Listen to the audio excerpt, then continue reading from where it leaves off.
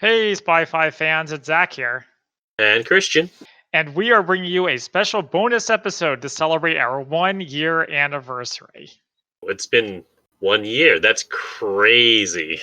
And what a crazy year it has been. So Yeah, thank you for right. listening through all of it.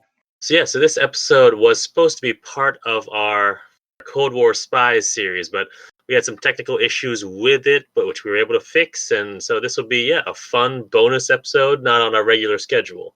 Yes, it's called 13 Days, and it stars Kevin Costner, and we had a great time recording it. So thanks to everyone who's been listening for the past year, and enjoy. And hopefully you'll be listening for this year and many years to follow. You'll never believe how close we came. We are the Spy-Fi guys, and this is 13 Days.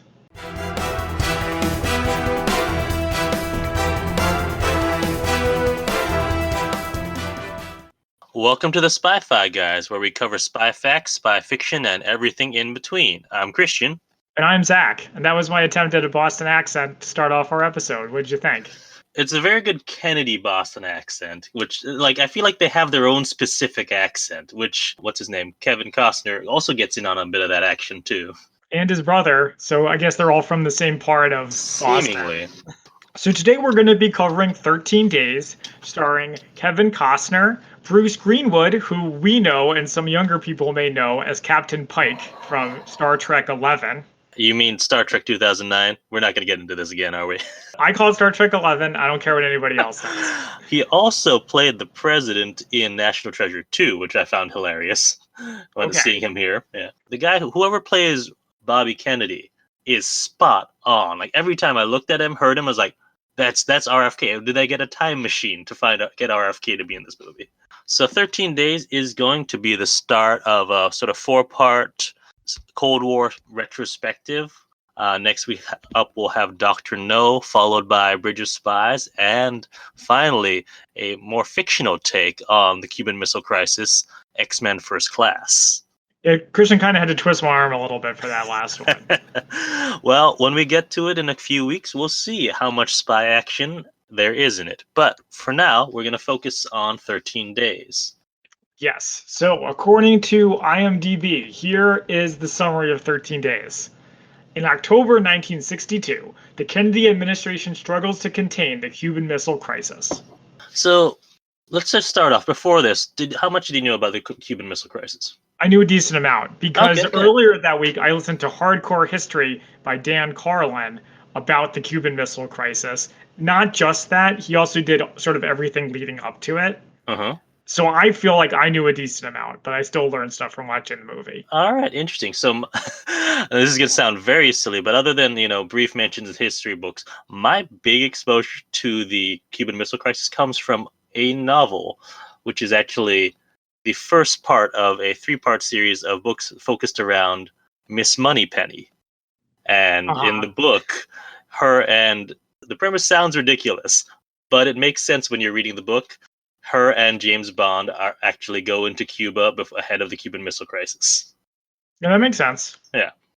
But it's really good. And actually there's a lot of detail into things. Like the person who wrote the book really researched it and the Cuban Missile Crisis and found places where they fit in and not used, when they talk about XCOM and everything like that, it's all in the book. So I'm like, oh, I actually know some of this stuff. I'm not sure how much I like the idea of James Bond being like Forrest Gump crossed with Indiana Jones, where he's tangentially related to historical events. This is the only one. So if you go through the original Fleming novels, 62, basically right after, in the novels, 62 is the year that On Her Majesty's Secret Service, the novel, came out. And between there and the novel on You Only Live Twice, there's a little gap in between. And so this slots right in perfectly in between those two. And this is really the only case where you really have it deal with real life events. Well, I want to know why they didn't get James Bond to kill Castro. Well, I mean, we can read the book and cover that later. So the movie starts off with a series of rocket launches and atomic explosions and mushroom clouds and more rocket launches. And it's basically this It's a reminder of the stakes. Yeah, exactly. So it's a little bit boring that every movie or documentary about nuclear weapons starts with nuclear explosions. It's like such a trope, but it's good to know. And so you know how we talked about this when during the spy you came in from the cold, where I was like, this is just people in offices talking. It's boring. This movie is also a lot of people in offices talking. Yes. But the difference is that we know the stakes. True. It's not abstract concepts. It's not this guy talking to this guy who passed money to there and did it for them. There's missiles in Cuba, and we got to deal with it. You know what I did find missing from this intro, though? What's that? Anything that said based on a true story or inspired by a true story or anything like that. Yeah, good. That's how it should be. I mean, like, it's history. You don't need to say it. If you don't want to say based on a true story, then just don't say anything and let the audience draw their own conclusions. All right, so we start off with, well, after all of the rocket launches, we go to a U-2 spy plane that's taking photos above what we later find out is Cuba. Yep, and it's in October 1962, and immediately, perhaps some of you, when you looked at the title of this movie, saw what it is. You were like, why are you guys covering this on a spy podcast? Because there's no spies in this movie, and you there are are some spies, yeah. That's, well, my understanding when I first learned that we were going to cover this was like, I don't see how it's a spy movie. Because it is about the policymakers. It's not about the spies. But in this part, we see that spies are not all James Bond or Ethan Hunt. Sometimes they fly airplanes. Yeah, and I mean, surveillance photos are a very important part about espionage. And as we see here, had there not been someone taking these photos, we would have no idea this was happening. Yeah, so we cut to Kenny, who is played by Kevin Costner, Kenny O'Donnell, who we later find out is a special assistant to the president, and his wife, Helen, getting their kids ready for school. He's, testing his kids on who different members of the cabinet or the government are. And we learn a couple things. So first of all, I thought one of his kids was Jake Lloyd. Was it? It's not. Oh. It just looks like him. I mean, because this is filmed in 2000. Yeah, so 1999 is episode 1. So if it could have been around the same age, but you said it's not. Okay. So also, Kenny's like mean to his family. Oh. His wife is like struggling with like getting breakfast together with the kids, and he's just reading the paper. And then his kid tries to like swindle him. Oh, right. Getting him to fill out a form, but it's actually a report card. Yeah, the kid tries to pass it off as a permission slip. I don't think that's. Come on. I mean, first of all, the kid. Yeah, the kid. Do you see the grades the kid was getting? It was like D's and C, and I think maybe 1 F. Okay, well, I do not have specifics to back up my claim that he's mean to his family, but I think he was. Well, I would say that the kid deserves a talking to if he's trying to swindle his dad into getting to sign off on a report card. Well, where do you think he learned it from? So Kenny also has a totally over-the-top Boston accent that we were making fun of earlier. And I've noticed, actually, as I'm talking now, because I've been watching, this is a long movie. This is 2 hours, 25 minutes, something like that. As I'm talking, I can sort of hear it coming out of my voice. Yeah. Which I have a terrible habit of. If I'm watching enough movies of a certain accent, it'll come out a little bit. A little bit. Yeah. When you read novels, do you ever start narrating your own life? No, but that would be entertaining. I thought about doing like a stand-up comedy bit about that. Where it's like when you're done reading, for example, and you get up, it's like he walks slowly to the sink. The edges scoured with fried food from before. He turned the water on. It was cool under his fingertips. You really don't do this? No, but how much Frank Miller have you been reading lately? Frank Miller's not the only one who describes things. No, but that just sounds like a Frank Miller kind of narration. Anyway, so we get to follow them moving the picture. Yes. So they move this orange box into a government building. Do we know where this building is? It's called. Isn't it called like the National Photograph Interpretation Center or something like that? So I didn't catch that. So I was hoping you did. Yeah. I don't know where it is, but that's what it's called. Yeah. When I first saw it, I thought they were moving it into the White House. I was like, no, that doesn't look like the White House. So they bring it in film from the U-2 spy plane, and they're bringing it into that place. Right, where we get photographic interpreters at work. So they have these like crazy, complicated microscopes, and they're And looking at the giant magnifying pictures. glasses. Yes, and they see things that look like missiles. They're like Mm-hmm. these long tubes on the ground. Yep. And so we also follow Kenny, and Kenny works at the White House and parks near the Eisenhower building and goes into the Oval Office, seemingly looking for the president, who at the time would be JFK. And he runs Steals through some candy. Sorry to Yeah. interrupt, but he steals some candy on his way, leading to my earlier judgment that he's not the nicest guy around. Uh-huh. And so as he's running through the White House, so a little aside, but you and I have been playing a bit of the game Division 2. Right. Which is set in DC, and your headquarters is the White House. And so Mhm. as he's running through, I was like, oh, I recognize these parts of the White House from our game. And seemingly, if I got the geography of it right, where our clan's headquarters is set in like the president's bedroom. Nice. I'll have to go back and look. Yeah. The person he meets first is Jackie Kennedy. So I wasn't sure if this was Jackie at first until they mentioned that, I need to see your husband. I was like, because Jackie was a trendsetter in terms of style, so it could have just been someone who had that look. And they never even call her Jackie, really. I feel like they did because I never really had any doubt that was who she was. I mean, I don't know. But so she's planning a party. So like they got to get that figured out. And we get the impression through these scenes that what is on everybody's mind is JFK's re-election campaign. So this would be because he got elected in 1960, so 62 would be, or 64 would have been his re-election. So 62, yeah, that's prime time to really start thinking about re-election. But this is taking place in 62. October 1962. Yeah, which means the elections are in November. But I mean, our president, as we know from current events, our presidential cycle, and this will be coming right around election, supposing that our elections don't get delayed because of everything.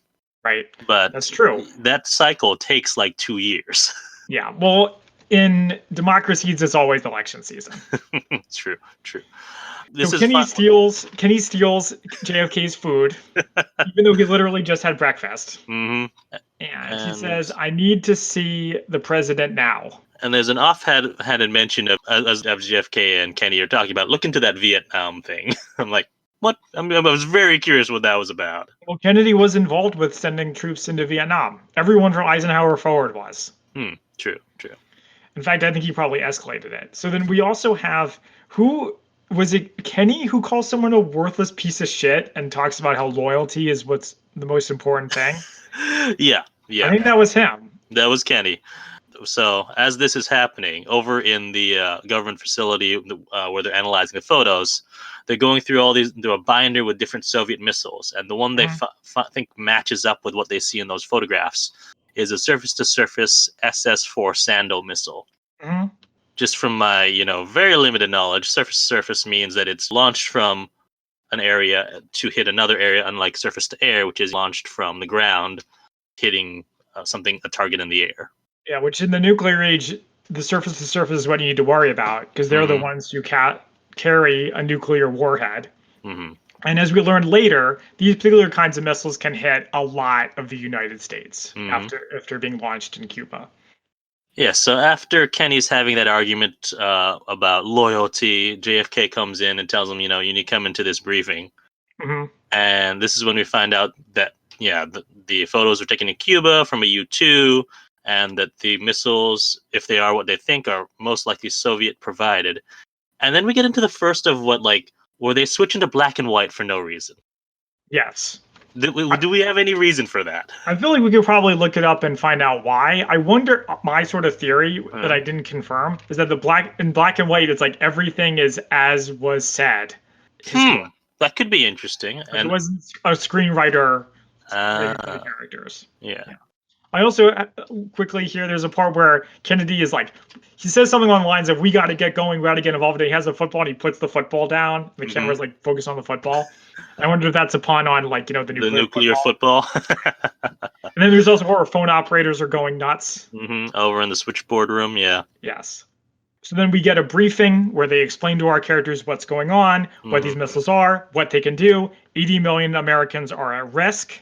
Kennedy's advisors are urging him to strike first before the missiles can become operational. Mm-hmm. And then we also find out that apparently the director of the CIA at the time, John McCone, is over in the West Coast burying his stepson. So that's why he's not at this briefing. I mean, that happens though. Yeah. I'm not saying he should have been in the meeting. I'm just saying, wow, that's a terrible thing to have to be delayed by. Well, maybe, but I mean, yes, I mean, certainly Yeah. that is true. But also, with administrations with this many people, the likelihood that any one of them is out for any particular reason at any particular time is high. Yeah. So, a couple of things about this scene is that, first of all, Mm. the whole thing about the missiles being operational reminded me of Return of the Jedi. Fully armed and operational battle station. Yeah, it's like that thing's operational. Everyone's allowed. And then also, yes. on a more serious note, though, is that the theme of the movie that we see right away is that this movie is not about America versus Soviet Union. It's about JFK versus all of these advisors. Yeah, so that was what I found really interesting is that that seemingly JFK and Bobby and Kenny are really at odds with all the military people. Well, not just the military, the State Department. No, the entire the entire pretty much administration. Everyone besides Bob McNamara, who's a Secretary of Defense. Mm-hmm. They don't think a diplomatic solution would work because the consequences would be too bad. Appeasement, and remember, this wasn't that long after World War II, so World War II memory is strong. And probably everybody there fought in World War II. They said appeasement makes the aggressor more aggressive. They think they can get away with more if you don't fight them. Yeah. And so we find out that there are 30-odd missiles as far as they can tell, and their range can go about as far north as DC. And they'd have basically a 5-minute warning before they hit. Right. Which is terrifying. When I heard that, I flashed back to was it last year when Hawaii had that right. The missile, a missile alert, and it was like you have 15 minutes shelter in place. And of course, it was thankfully, it was a false alarm. But just thinking, what would you do in that little time that you have, 5 minutes or 15 minutes? Like, ooh, yeesh.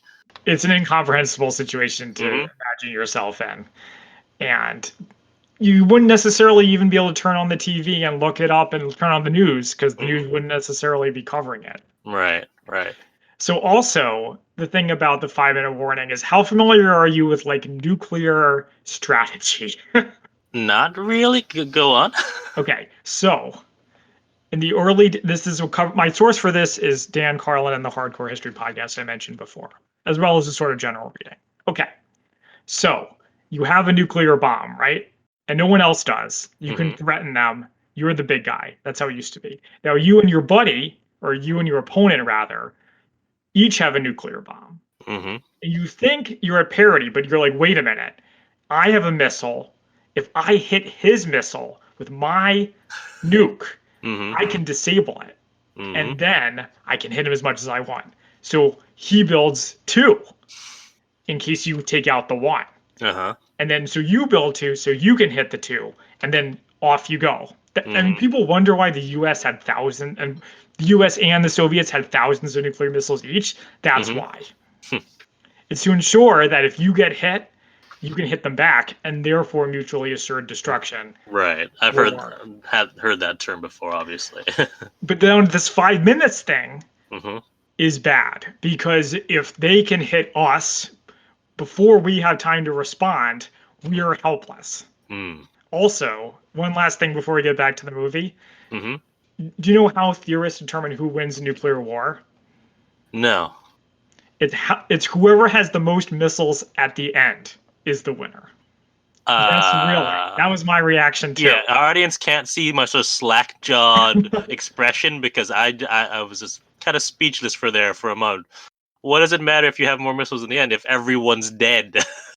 I know that was the way they determine it. Wow. All right, so back to the movie. So we have JFK, Bobby, and Kenny talking, and they form the Executive Committee of the National Security Council, otherwise referred to as XCOM.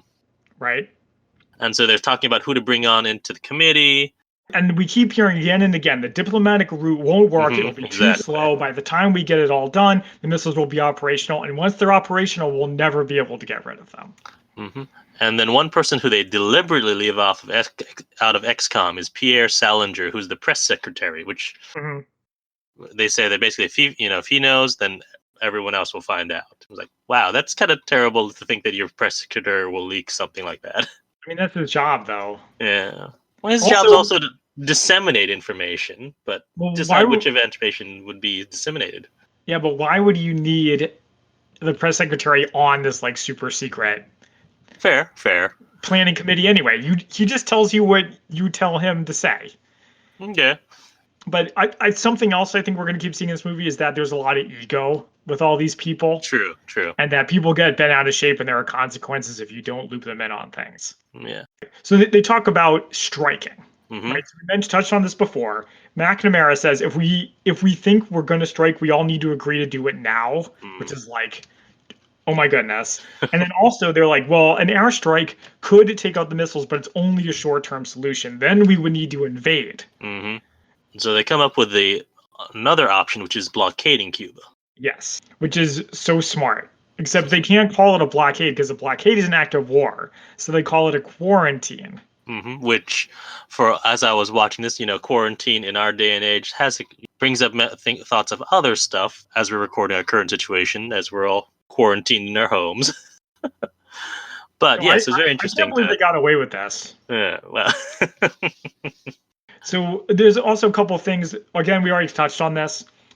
The Soviets, Dean Acheson, who isn't he the Secretary of State? It's hard to keep track of who everybody is. There's a lot of people. Let me give me a sec. Let me pull it up. Sure. So you said he was a former Secretary of State. Okay, but he was involved. He said the Soviets only understand action and force. Mm-hmm. It sounds like something Steve from Munich would say.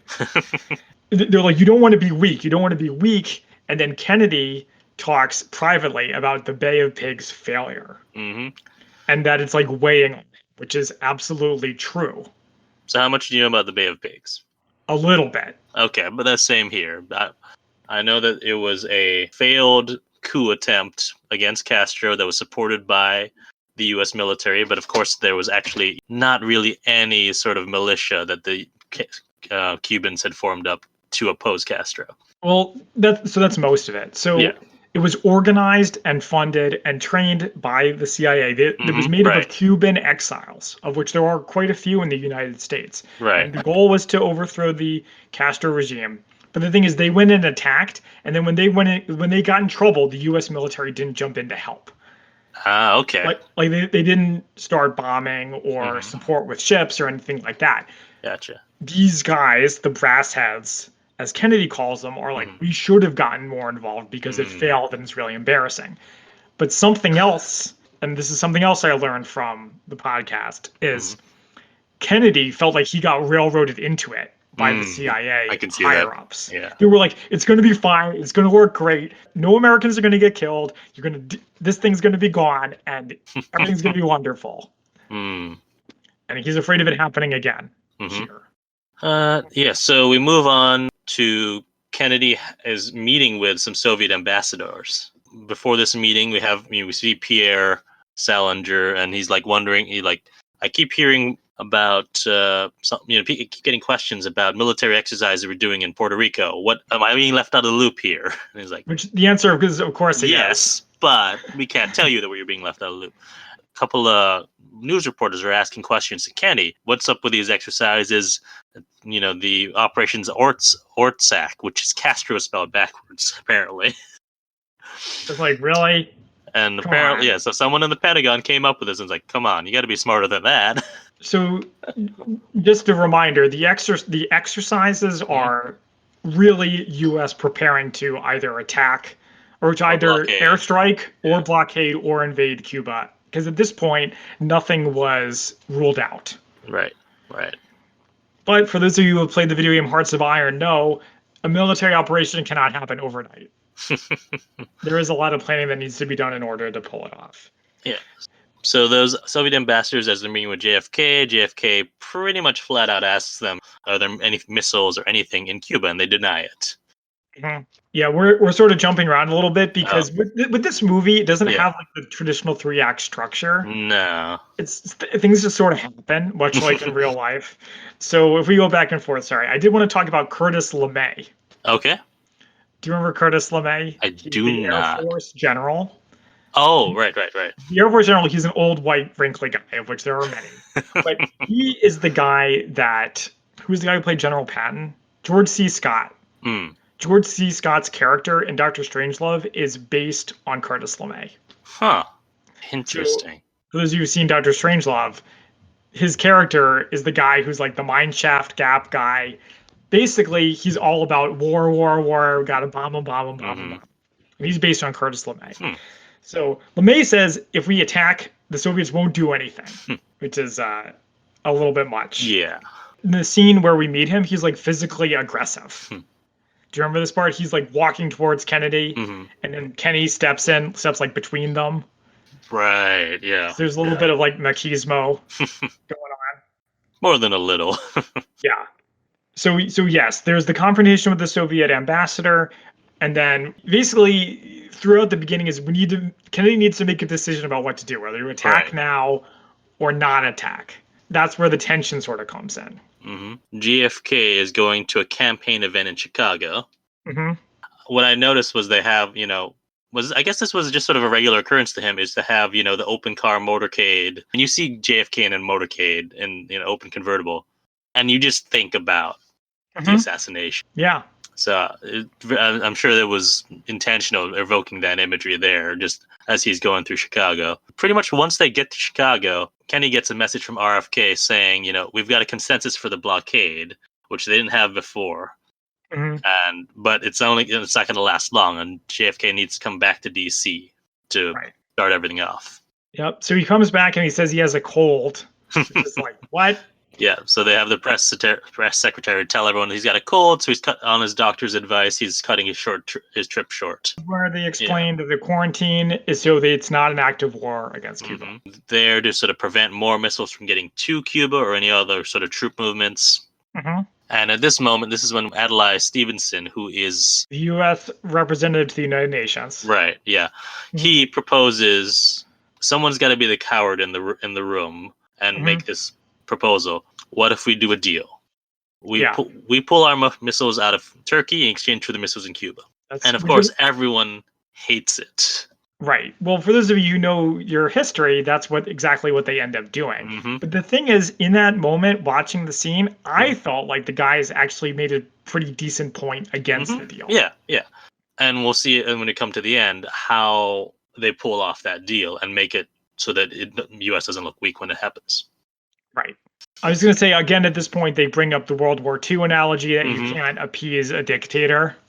Earlier in the movie, they talked about how Kennedy's father, Joe Kennedy, was in charge of something in Munich during the World War II. Because they kept mentioning Munich, and I know it's not, related to the Munich bombing. So what do you know what that was a reference to?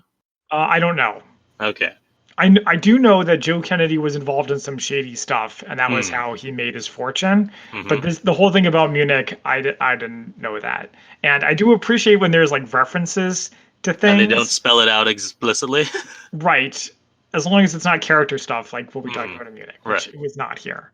So we cut to a party at the White House, the party that Jackie was planning before. During this party, Kenny confronts Adelaide, and Adelaide knows that, or believes very strongly that Bobby and JFK want to pull him out of his position and put someone else in. And he also gives Kenny a heads up that some of the papers have the story and they're going to run with it. that's right. And this is the part where he says, please hold the story to save lives. Yeah. So JFK. So one of them, there were two different papers who had the story. One of them was willing to go along with it when you're covering it until it came out, from the president. The other one, I don't remember what the name of the paper was. JFK had to sort of lean on him and really make a call directly to the editor to say, hold it at least until I can make my statement. So that's something in the past that the government and the news media had they had a friendlier relationship. Yeah, than they do. And I'm not just talking about any particular president or administration, Right, I mean right. in general. So like Yeah. you probably heard those stories about how FDR would work together with the newspapers to make it seem like he wasn't dying of polio. Actually, I hadn't heard of those. Interesting. Okay, so I'll tell you a little. So he had polio, so he really couldn't Right. walk or stand very well. So what they would do is they take a picture when he'd arrive somewhere. They take a picture of him in the car. He'd be like, "Hey." Mm-hmm. He'd get out of the car, get into his wheelchair, Mm-hmm. go up to the front of the building, stand up. They'd take the wheelchair out. They'd take a picture of him standing in front of the building. Get back in the wheelchair. He'd Huh. go in. They'd print the story. So Interesting. they were basically all in on it. Right, right. You would And not be able to do that today. No way. yeah, it just actually brings to mind. I don't know if you've seen The Crown. I've never seen any of The Crown. Okay, well, early on, there's an instance where I think the newly crowned Queen Elizabeth, and I think he wasn't even a prince; he was just the Duke of Edinburgh at that time. Were like having this marital spat, and there happened to be reporters nearby with a camera, and they had started recording it, and then they actually willingly gave up the film, saying public doesn't need to see the Queen arguing with her husband. It's Like, definitely a more innocent time yeah. in a lot of ways. But anyway, so the journalist agrees to do it. Mm-hmm. And then in the next scene, it's another military briefing where they explain to Kennedy, we can hit 90% of the missiles that we know about. Is it at this time where we find out there's actually 40 missiles and not 30 something? Yeah, somewhere around here, we find out. So with nuclear stuff, 90% is not good enough, let alone 90% of what we know about. Yeah. Because all you need is one missile, and it's literally the end of the world. The military goes up to DEFCON 3, and then JFK is about to address the nation. But before he addresses the nation, he has his heart-to-heart with Kenny, and they're talking about... He's basically like, I don't know if I can do this. I'm like freaking out, man. Yeah. Talking about their feelings. And then Kennedy goes on TV, makes a speech, explains what's going on finally. Yeah. To everybody. Says that there's missiles in Cuba and that the initial steps will include a quarantine blockade, continued surveillance of all Soviet military buildup and readiness, and that any missile launch is from Cuba will be regarded as an attack from the USSR against the United States of America. Yeah, but he actually, the real Kennedy said it even more forcefully, I think, than Bruce Greenwood did. He's like, we'll consider it as an attack. He kind of said it strong. Or that's just his accent. No, I don't think so. Well, see, this is significant because, in North Korea today, North Korea will shoot missiles into the sea. But Cuba wouldn't be able to, if Cuba did that. And when he says an attack by the Soviet Union, he is talking about nuclear war. We see real footage of Americans back then watching the TVs, which I liked. That's cool. I appreciated that. And so after the speech, Kenny I think he's in the bathroom, and he meets with Ted Sorensen, who's special counsel to the president, who's the one who wrote the speech. And Kenny's complimenting Ted on the speech, and says, "I can't imagine having to write, the version with the airstrikes." And Ted says, "I couldn't. I tried, but I just couldn't imagine that speech and how it would go." Right. So again, we're reminded of the stakes, which is necessary for a movie that's mostly people talking. So they're like, okay, so what's going to happen now that we have the quarantine? Well, the answer is they're going to try to run the blockade. And then you might be in a position where you might have to fire on Soviet ships. Kennedy says there's no shooting without my explicit orders. And then the planes cannot be fired on either. Yeah.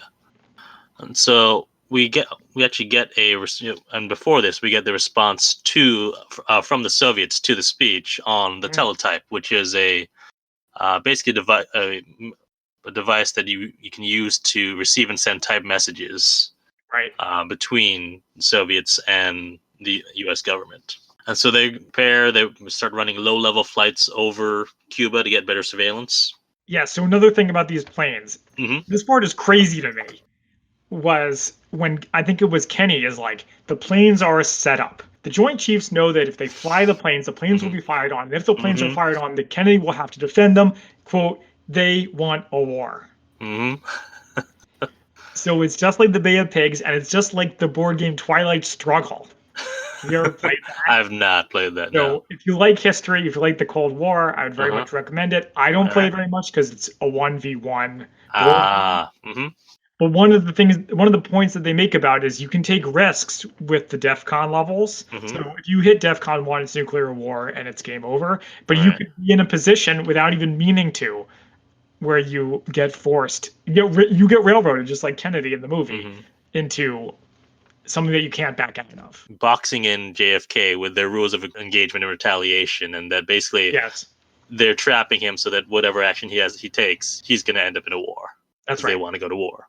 hmm So we also have a great scene where Kenny recruits Margaret Mm-hmm. for her tone of voice. Yeah, so Margaret works in the White House switchboard, Mhm. and she's got a very sort of aggressive tone of voice. Yeah, I was hoping she'd be in the movie a lot more. Yeah, she's really only this one thing. So he recruits her to make a call to the commander of the low-level flight that it's going through, and so she puts him through to Kenny, and Kenny orders the skipper that he will not be shut down.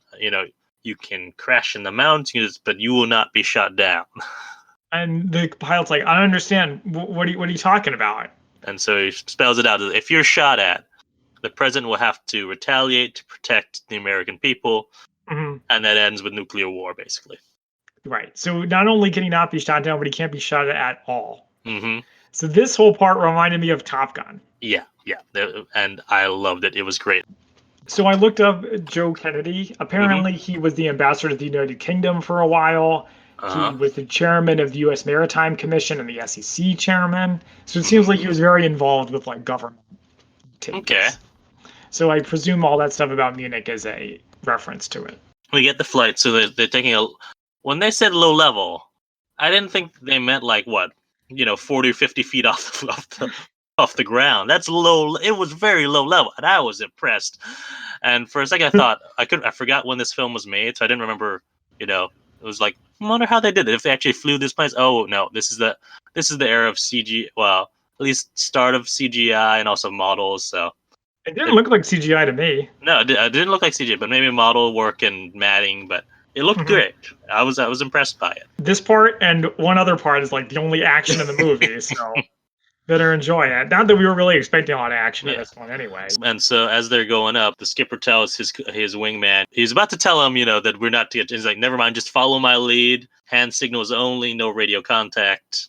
hmm And so as they're flying, they get spotted by some soldiers, get shot at, but they manage to, they do some very nice maneuvering and get away and back to base. Get some really good pictures Mm-hmm. of not just missiles, but also anti-aircraft guns Mm-hmm. and trucks and so on, all in Cuba.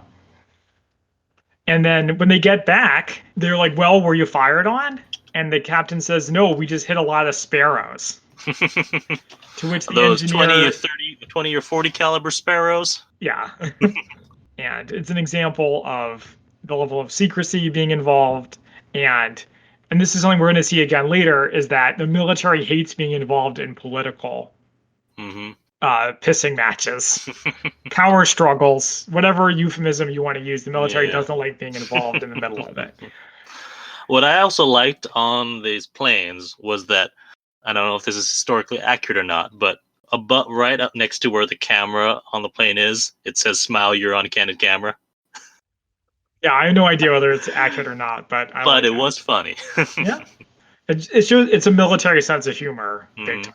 Yeah. So after he gets back, the skipper calls Kenny, not Kennedy, just to be clear, since I wasn't enunciating. That the Joint Chiefs has asked him to deliver the film to them personally. Yes. And Kennedy means, okay, they want to know. They're going to want to know if you got shot at. They want to start a war. And so he goes over, and when the Joint Chiefs interview him, he says, it was a cakewalk. There was nothing. Yeah, he lies. Yeah. To his own superiors. And then meanwhile, we get the Organization of American States involved. Yeah. So how much do you know about the OAS? Nothing. Okay, so they are basically it's a UN style organization. So I did in college I did model OAS. Okay. Which was interesting. And so it's similar to the United Nations where the meeting, but they're specifically of countries in the Americas. So you're, U.S., Canada, and South American countries, Central American countries. Mm-hmm. So which of course would involve Cuba. Well, actually, at some point, and I don't remember my history on this, Cuba actually got kicked out of the OAS. I see. Well, I'm sure they would say that just proves the OAS is a puppet of the United States. But yes, so the OAS takes a vote, and it is a unanimous, which the OAS, I think JFK, someone says that OAS votes are never unanimous, and that is, at least from my experience with Model OAS, yeah, not completely true. They're never unanimous. Well, especially the Soviets were very involved Mm-hmm. in South and Central America, and they would become even more so after this takes place. So it's pretty amazing diplomatic feat that they were able to do it.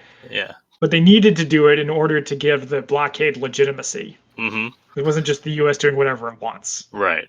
So then in the next part, the U.S. tests a nuclear device. Yeah, a hydrogen bomb in the South Pacific, which JFK didn't authorize, but someone did.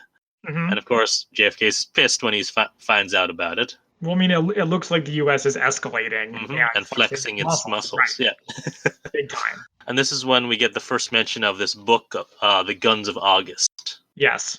Have you read this? I've read it. I've heard about it, but never actually read it. It's good. It's about the early days of World War I, the first month, hence the name. Yeah. So. And Kennedy talks about it in the movie, but he talks about all the alliances that the reason, I mean, this is fairly common knowledge. The reason why World War I began was because Archduke Franz Ferdinand was shot by a Serbian nationalist. That caused Austria and Serbia to go to war, and then everybody was allied with one side or the other. Yeah. But it's more than that. It isn't just the alliances. It's also that France had a plan to attack Germany, and Germany had a plan to attack Russia, and Britain had a plan to attack Germany too. And then, of course, Russia had a plan to attack Austria, whatever. Mm-hmm. So then when the war started, the plans just went. They just did it. And that is why in the early days of World War II, you have these things of thousands of men attacking a heavily fortified position and just dying. Mm-hmm. Because they were using old plans, right. And the plans just went. Mm-hmm. And nobody stopped to think about maybe this isn't such a good idea. Mm. And of course, it very much relates to this. Yeah. And so next we get a scene of Kenny and his wife, and his wife wondering, or talking on the phone, and his wife's wondering, what happens to me and our 5 kids, which, Kenny talks to RFK about this, and is like, I'm getting it's a relevant question. They'll be getting identity cards and be evacuated to Mount Weather, and so they'll be safe, but he's not going to be with his family if anything happens, because he'll get evacuated with the president. Yes, that's right. So of course his family, if they went to war, his family would die. Of course, I don't really blame him for not telling them that. Because they mentioned that all that would take 20 minutes, all the evacuation and identity cards, whereas they'll only have really 5 minutes. They'll probably have less than that, because as we see in the movie, it takes time to communicate relevant information to the people who need to know it. So Kenny hangs up, and he revealed that he doesn't actually want to go home. Bobby's like, you can go home, nothing's going on, and Kenny's like, I don't know. And this is where we really start to get the countdown to the start of the blockade. And we get to see people starting to think that there's going to be war. So much like in 2020, we see people stockpiling groceries. Walter Cronkite on TV telling people what's going on. And then a scene at a church where they have 24-hour confessions. Right. And so we see Kenny, pass by it, and presumably he's, Boston Irish Catholic, so he goes in. The first 2 ships who are trying to pass the blockade. Yes. Instead, we also find there's a Russian sub there, which is protecting the freighters. So this, of course, is like the hunt for Red October. Also, someone says at this point the Barganon and Kamask. Are those the 2 ships? Are those the ships? He said our first customers. I was like, you're so close to saying our first catch of the day. Why don't you just... Kennedy goes around Admiral Anderson. Admiral Anderson's trying to get involved with telling his sailors what to do, but Kennedy is not having it. And then Kennedy says, force the sub to surface. Yeah. And I have written down here some exciting shit. So we start to see, they're gonna launch a missile into the water, and we see soldiers. First, well, my first thought was like, there's got to be a more efficient way to have, like, okay, maybe you don't want to have the tubes loaded all the time, but still, that something that takes look like 10 men to load the missile into the tube. Well, it also reminds me of the part in The Wrath of Khan. I know they're coming fast and furious with these science fiction references. The part where they're loading the photon torpedo and it takes like 15 guys to do it. Right, yeah, that makes no sense. Well, I think it's so it doesn't get accidentally fired.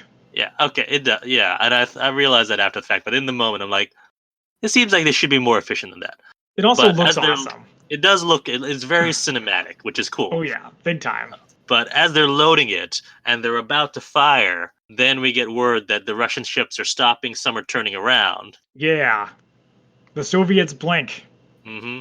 I think And so they like say stop them from actually, firing on that sub, because that would, again, what this seems like is this a series of almost like if one thing had gone wrong, we could have gone to war, and there's just that tension, which as with everything we're going through, it's a different sort of tension, but it's almost in the way probably the closest we'll get to feeling that sort of tension of, is everything going to end? Yeah, 20 ships stop the blockade, but not all of them do. No, 6 are continuing for the line, and they are just saying, okay, what are we going to do? So they just, are we going to try to turn them back now? But apparently at least a day or two before they get anywhere closer to the line. But it's like just when you think it's over, there's more. So they let those ships go for now. And then we cut back to the Oval Office, and somehow their nuclear forces are at DEFCON 2 without JFK knowing. And he's like, I don't remember ordering DEFCON 2. Did I get amnesia? I remember going to DEFCON 3. Right. Once again, his administration are trying to go around him to signal escalation. Mm-hmm. They talk again about pulling out of Turkey. Someone says we're dead politically if we do, because we're selling out our allies in order to save ourselves. JFK and RFK end up doing is they leak that idea to a paper so the paper can publish it as an editorial from the editor, or a letter to the editor. Yeah. So then next we have Adlai Stevenson's battle at the United Nations. Zorin, who is the Soviet ambassador to the UN, is plastering them and disparaging everything that the US is doing, basically saying this is an act of American aggression and this is America's war, not ours. Well, he says we want evidence that there are missiles there, which is actually not that unreasonable. Except it would mean revealing classified stuff. And so JFK tells Kenny that Adlai has got to stick it to them. And so we get this great scene with, and because Adlai had floated that idea about Turkey at first, everyone's thinking he's too weak, he's not going to do it. They basically think that he's washed up, and they want to pull him. Old.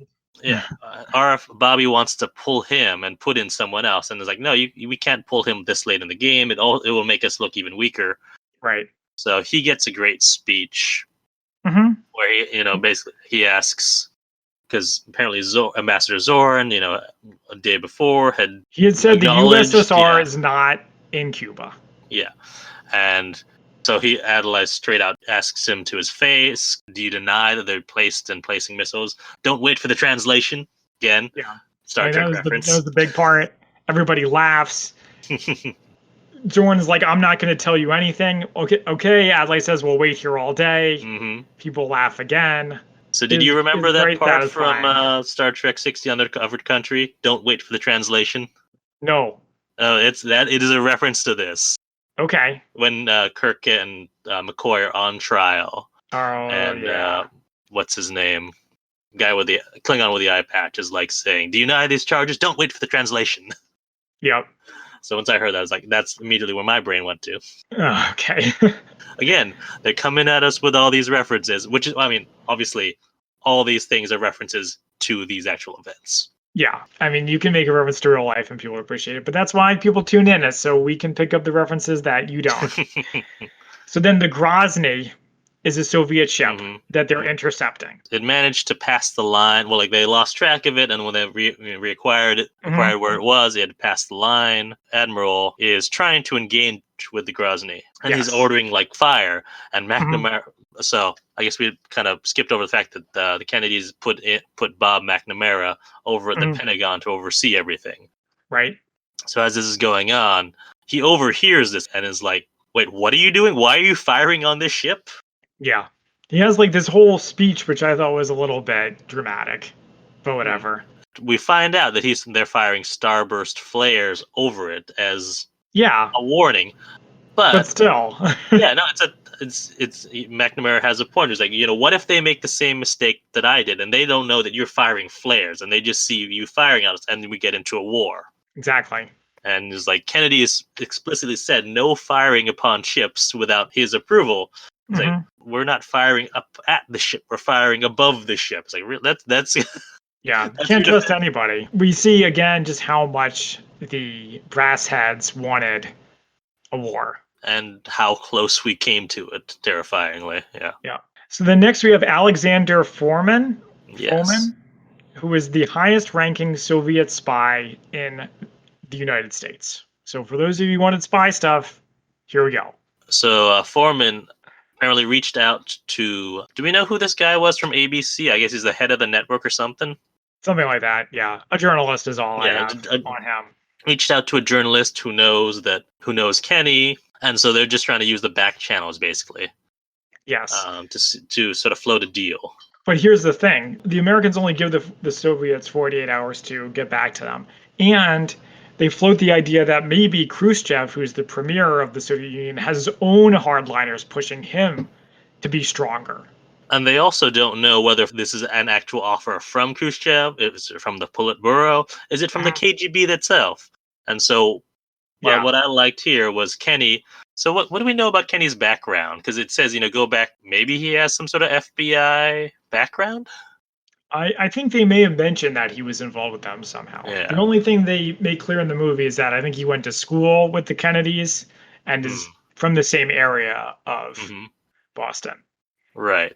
Kenny goes over to FBI and he pulls Foreman's file and pulls Khrushchev's files and see, do they know each other? And they eliminate, okay, they didn't grow up in the same area, they didn't go to the same school, but they're old war buddies, basically. But it's sort of tangential, circumstantial evidence Yes. but it's enough to convince Kenny that, and to have Kenny tell JFK that they know each other. Yeah, it's something to go on. It's not perfect, but Mm-hmm. they have a chance to make it work.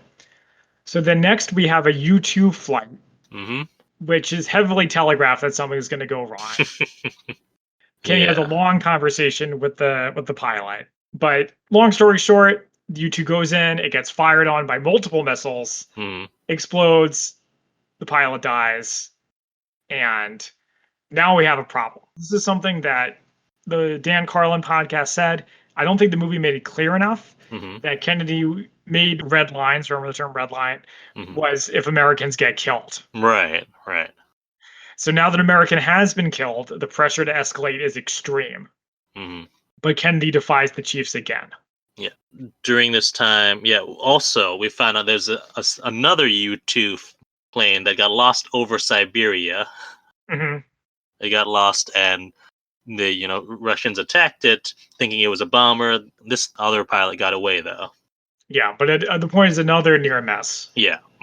Kenny goes to see his son play football briefly. And his son asks, is everything okay? It'll be fine, son.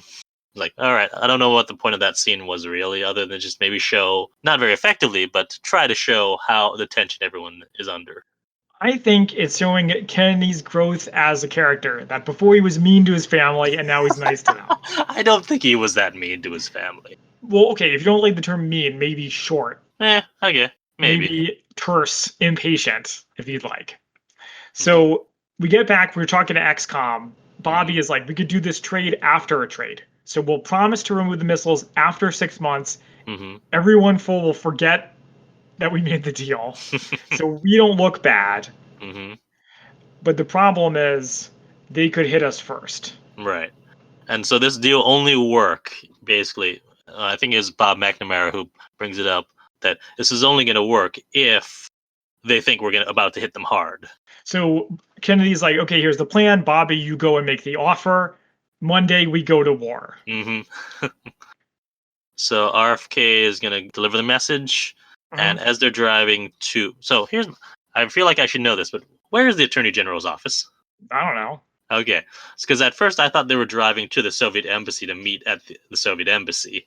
I think there's a part where they drive by the Soviet do embassy. Drive by it, yeah. So Kenny is driving him, and so one I of was the like, things... I also thought they went to the Soviet embassy Yeah. directly. I was like, what kind of back channel negotiation is that? So one of the things that watching this movie with all the not terrible, but with all the accents, it reminded me of the Super Bowl commercial with Smart Park. Yeah. Big and time. there's a part where Kenny says the word smart part, and I definitely thought he said smart park. Smart park. Yeah, I think the director should have told him to tone down the accents a little bit. Well, like I said, I appreciated JFK's was subtler. Yeah. Kenny's is really Kenny's is the one that's cartoony. Yeah. Bobby's, it sounds like Bobby, so it's perfect. It's really Kenny's accent. Kevin Costner should have worked harder on getting his accent for Robin Hood. Where is Kevin Costner from? I don't know. I think he's from the U.S. Where exactly? Because it would be terrible if he actually was, from that Massachusetts. Come on, actors are trained to do all sorts of crazy accents. Some trained better than others. Not talking about anybody in particular. He's from California. Oh yeah, of course he is. Yeah. Okay. Anyways, back to the movie. So they pass by the embassy, and you see smoke coming out of the chimney, and so they're burning all classified materials as if they were going to war. Yep. They get to where they're going. Robert Kennedy's like, I don't know if I can do this. He goes in, and I was like, oh my god, they're not going to show us the discussion between Bobby and the Soviet ambassador? Because Kenny, I keep that is terrible that the names are so close. But Kenny is waiting outside, so he doesn't get to go in. Yeah, and he annoys the people around him with his whistling. And he sees this woman who's waiting outside, who he notices a Soviet pin on like her collar, and I thought they were going to have like some sort of deep conversation about how both sides don't want to go to war or something, but no, it just amounts to nothing. Yeah, like what was up with that? We do see those. After that, we see the negotiation. Bobby, gives them the terms. There won't be a quid pro quo, but we can give you this private assurances about the Jupiter missiles in Turkey. That they're, outdated. We're due to be decommissioned in 6 months. Right. But he also says the U.S. can't agree to remove them under threat. True. And that if you publicize any of this, we will go back on this deal. So do you like the use of quid pro quo in this scene? I didn't notice it until I read those words in my notes and I thought about it. I mean, they weren't exactly as loaded a term then as they are now. Right. And maybe maybe nobody will remember it by the time this episode comes out. Who knows? We'll see. That's the interesting thing about recording in advance. Right. So not only can you not tell anybody, but we need an answer by tomorrow. Yeah. Well, he says that he can tell President Khrushchev, Premier Khrushchev rather. He can tell whoever he feels fit to, as long as it's not told to the general public. We're waiting for the Soviet response. Yep. And again, it's all that tension. That's the world is. I mean, I guess the world in general doesn't know that we're waiting for this response, but they know that there's tensions ramping, and the particular people who are in the know have even more tension because they're just waiting. Because basically, if this fails, then we're going to war. And so Kenny's, actually goes home. He is in bed and has nightmares of mushroom clouds again. It's like the part in Terminator 2 Judgment Day where he envisions it. But then we get the notice. Yeah. The Soviets agree, and then there's everybody has a big party. Pilots celebrating, the administration piloting. We don't get a scene where Kennedy goes up to every member of the Joint Chiefs and was like, in your face, in your face, in your face, in your face. We also get a scene with Kenny and his family, and Kenny's like, he's shaken, but he's like crying tears of relief. One of Kennedy's administration says, bring on those midterms, which... So I guess that answers the question of what they were campaigning for, as midterms. Yes, and also that things are back to normal. Yeah, I didn't complete the line because I missed it in my notes. Bring on those midterms. There's no stopping us now. And Oh, do you think that's supposed to be like prescient? maybe, or I feel like that's probably a line like that. That's probably something that's actually true. But I liked what Kennedy said in response. He's like, I don't think we should be gloating. This is as much a victory for them as it is for us. You can gloat when a mutual victory. Yeah. Whatever. Shows that he sort of realized the weight of everything, really. Yeah. So he also, in that same scene, he makes this speech to everyone. He's like, "Thank you for working so hard, for everything you did." And it shows all these people, and one of them is this woman Mm-hmm. who's like featured prominently. Were we supposed to know who she is? Never noticed, no. Okay, I was just found that a little bit confusing. Yeah. Afterwards, in a more solemn note, JFK is sending a message to the family of the YouTube pilot who was shot down. We Mhm. see a missing man, like people doing a flyover with a missing man formation, and then we get the real JFK speech about Mhm. peace in our time, Right? or not just peace in our time, but peace in all time. Wouldn't that be nice? Yeah, and with that, the movie ends.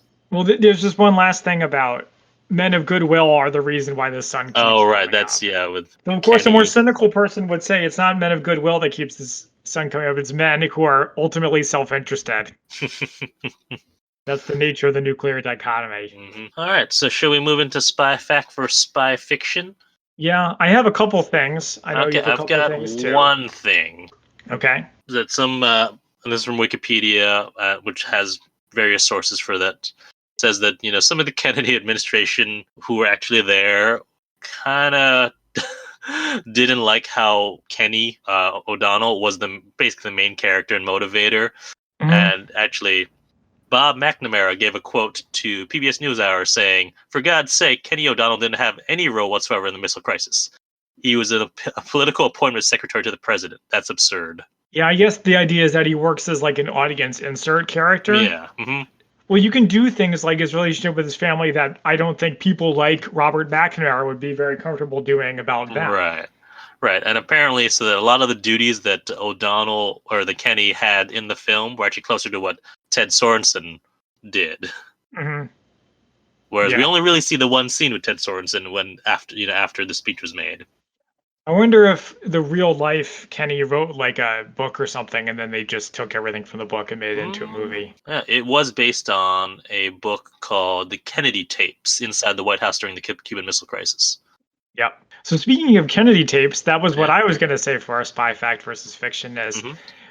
Kennedy, sort of like Richard Nixon, Hmm. recorded the conversations in the Oval Office and in conference rooms and Hmm. in the XCOM room and so on, which is how we know so much about what we know. Interesting.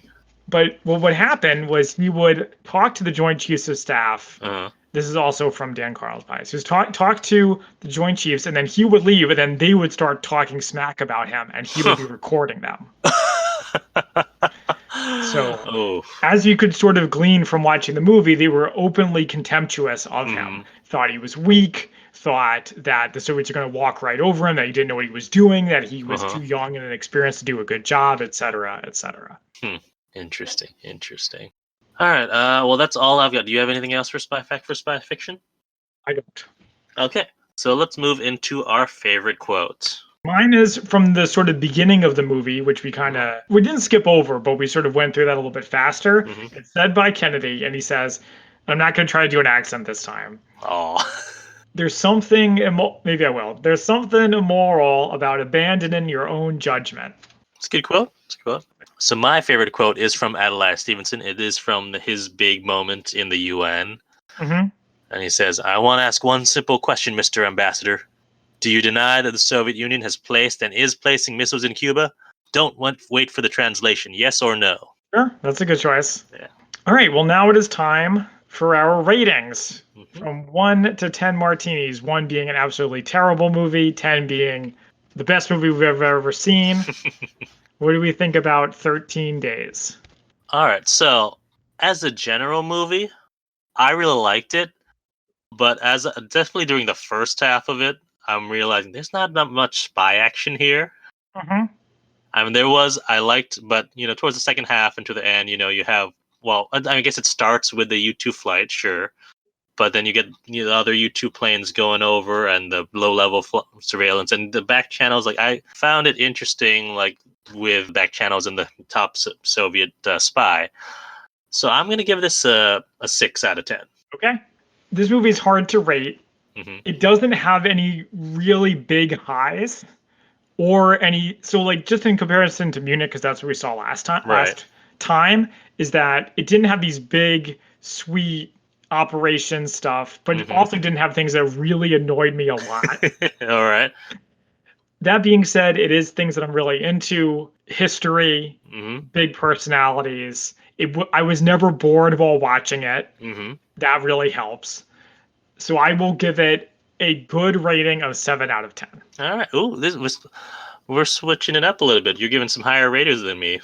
Yeah, I feel like maybe I've been a little too harsh with movies in the past. I'm trying to make up for that. Well, thank you for joining us in part 1 of our Cold War Spies series. You can find us on social media at the Spy-Fi Guys under Facebook, Twitter, and Instagram. Until next time, I am Zach. And I'm Christian. And we are the Spy-Fi Guys, signing off. Thank you for listening to the Spy-Fi Guys. If you enjoyed our podcast, please be sure to give us a 5-star rating on iTunes. The theme song from this podcast is Mistake the Getaway by Kevin MacLeod from Incompetech.com. Licensed under Creative Commons by Attribution 3.0. Films, books, and television shows reviewed by our podcast are the intellectual property of their respective copyright holders, and no infringement is intended. This is a personal podcast. Any views, statements, or opinions expressed in this podcast are personal and belong solely to the participants. They do not represent those of people, institutions, or organizations that the participants may or may not be associated with in a professional or personal capacity unless explicitly stated. Any views or opinions are not intended to malign any religion, ethnic group, club, organization, company, or individual. You can find our podcast on social media at The Spy-Fi Guys on Facebook, Twitter, and Instagram.